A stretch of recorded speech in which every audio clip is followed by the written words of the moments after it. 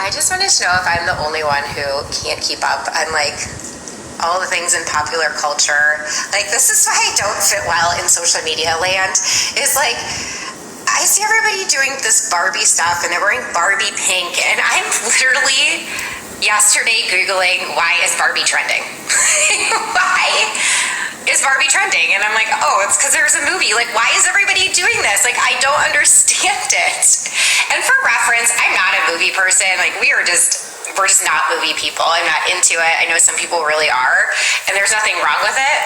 But like, the last movie I saw in a movie theater was The Hangover, when my husband and I started dating. And we've been married for 11 years now. So like, it's just funny. I can't keep up with this stuff, and I don't have a desire to. Let's talk about nighttime urination. Now, habits of peeing frequently before bed are going to make your bladder learn to send urge at lower and lower.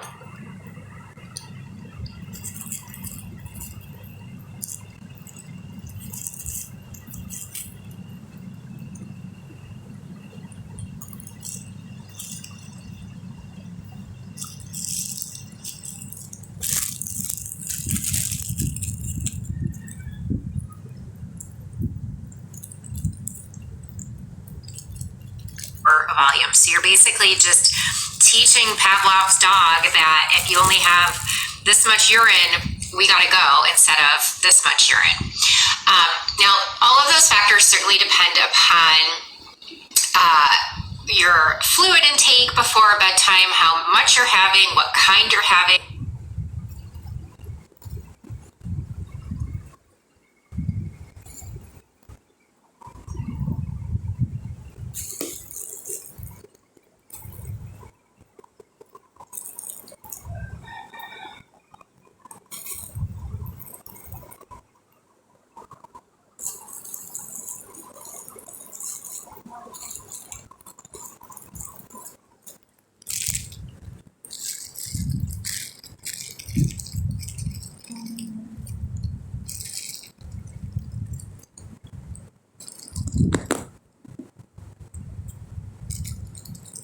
If they're bladder irritants and those sorts of things. So those are things that you need to find out for yourself individually. I've shared this before. I noticed when I'd have sparkling waters in the evening or even late afternoon that my bladder was more irritated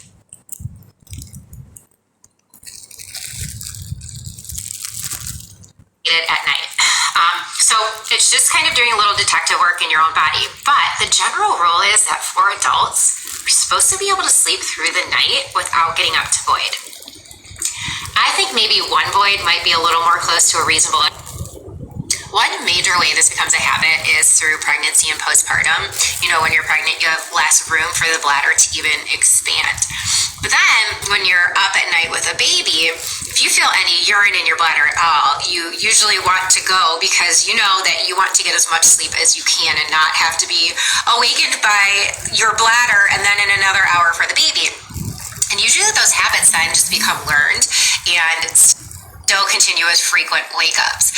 But on that note, I found this really interesting article about how sleep-deprived people actually end up secreting more urine at night because of how something with sleep deprivation changes blood pressure responses. And so the stuff that's supposed to kind of quiet down at night with urine production actually doesn't. So I'm going to put the link to it here. But then that's like another double whammy for moms who are up or sleep deprived all the time. You know, if you're a mom who's getting up a lot and you know that you just need your sleep, I just think you make the best choice that you can with what you have available. You know this, but maybe you know, like, yeah, I'm probably gonna have to get up in an hour, so I'm gonna go right now.